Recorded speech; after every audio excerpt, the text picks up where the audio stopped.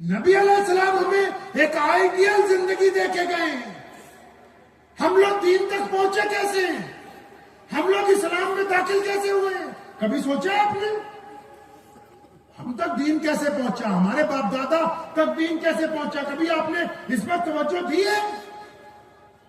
پیارے پیغمبر علیہ السلام کا وہ افلاکی پیغام، کون سا پیغام جو نبی علیہ السلام ہمارے سپرد کر گئے کہ دیکھو اس کو اب تم نے آگے پہنچانا ہے. اب ہمیں تو پیغام پتہ نہیں ہے، کیونکہ ہم لوگ تو بھائی آپس میں دستے گریبان ہیں. چلتے چلتے میں فتویٰ تو نہیں دیا کرتا، کوئی مسئلے مسائل میں زیادہ پڑھتے نہیں ہیں ہم لوگ، لیکن ایک مشورہ آپ لوگوں کو ضرور دیتا ہوں. دے دوں مشورہ جی؟ دے دینا مشورہ. ویسے تو کیونکہ آج کل آپ سارے مفتی ہیں ماشاءاللہ حضرت، کیونکہ آج کل لوکل مفتی بہت ہو گئے. لوکل مفتی سمجھتے ہیں؟ لوکل مفتی بولتے ہیں کہ کوئی بھی بات ہو جائے تو کیلا بیچنے والا بھی فتویٰ دے رہا ہے، ڈاکٹر صاحب بھی فتویٰ دے رہے ہیں، انجینئر صاحب بھی فتویٰ، وکیل صاحب کہتے ہیں مجھے پتا ہے اسلام کیا ہے، تمہیں نہیں پتا. اچھا، ان سب کیٹیگریوں کو کوئی بڑا کروڑ پتی امیر بن جائے گا تو مجھے پتا ہے دین کیا، تمہیں کیا پتا ہوگا. متولی صاحب کہتے ہیں ہمیں پتا ہے اسلام کیا ہے. اچھا، ان سب کیٹیگری کے لوگوں کو اگر بیمار ہو جائیں تو اماں بولے کہ نہیں ڈاکٹر MBBS ہونا چاہیے. یہ محلے والے چھوٹے ڈاکٹر سے دوائی نہیں لینی، بڑے اسپتال میں جائیں گے، ٹیسٹ کروائیں گے. اچھا، موبائل خریدنا ہو اور بولے نہیں کمپنی کا چاہیے، ڈبہ پیک. کار لینی ہو بولے شو روم سے لیں گے، خراب ہو جائے بولے ایجنسی میں ٹھیک کروائیں.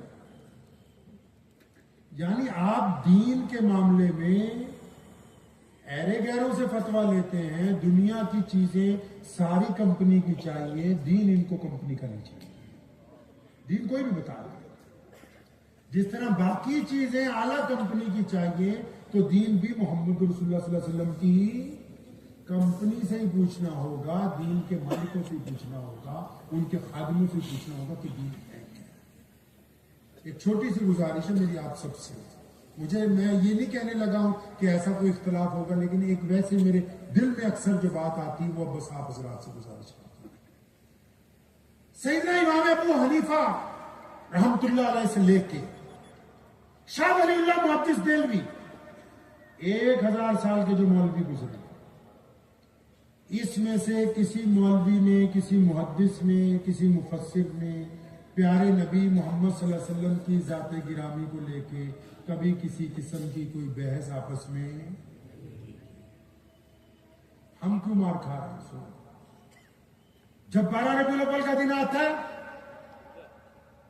جب ربیع الاول کا مہینہ آتا ہے، آدھے بولتے ہیں کہ نبی علیہ السلام کے پاس علم غیب تھا، آدھے کہتے ہیں نہیں تھا، اور نعوذ باللہ دونوں نبی علیہ السلام کا نام لے کے ایک دوسرے کے اوپر پیچھے بچا لیتے ہیں. نبی علیہ السلام کا نام لے کے لڑنا، وہ اسلام کے دہانے، اسلام کے سے آپ کو باہر لے کے جا رہا ہے.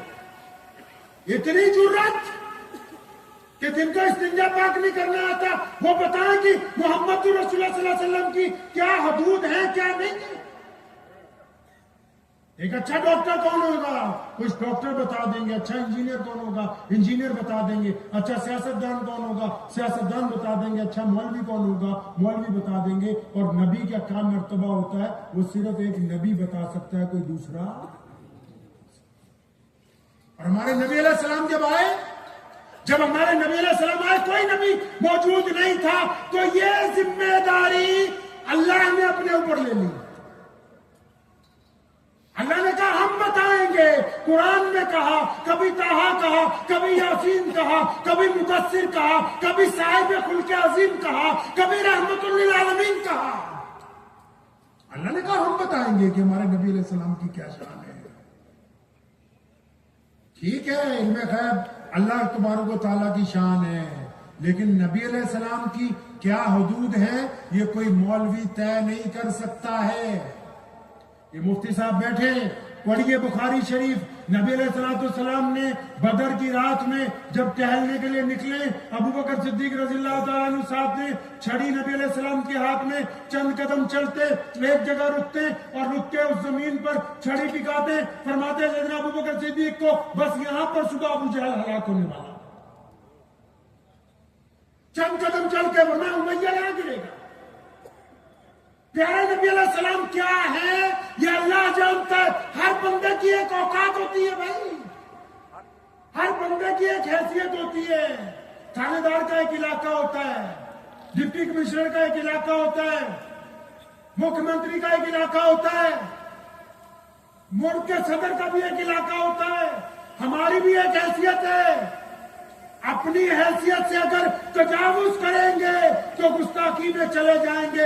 کسی کو حق حاصل نہیں ہے کہ وہ نبی علیہ السلام کی شان بیان کرتا ہوا کسی کو کچھ کہہ دے، کسی کو یہ حق حاصل نہیں کہ نبی علیہ السلام کی حدود بیان کرتا ہوا دوسرے پر کیچڑ اچھالے۔ نبی علیہ السلام کے پاس کیا ہے کیا نہیں ہے اس کو اگر کوئی جانتا ہے تو صرف رب کریم جانتے ہیں۔ شیخ سعدی نے یہ راز توڑا ہے۔ آپ شیخ سعدی کو پڑھیے، شیخ سعدی نے بے انتہا نبی علیہ السلام کی تعریف لکھی، فرماتے میرے دل کو تسلی بھی ہوئی۔ آخر ایک شعر لکھ کے کہا، فرمایا اب میری تسلی ہو گئی۔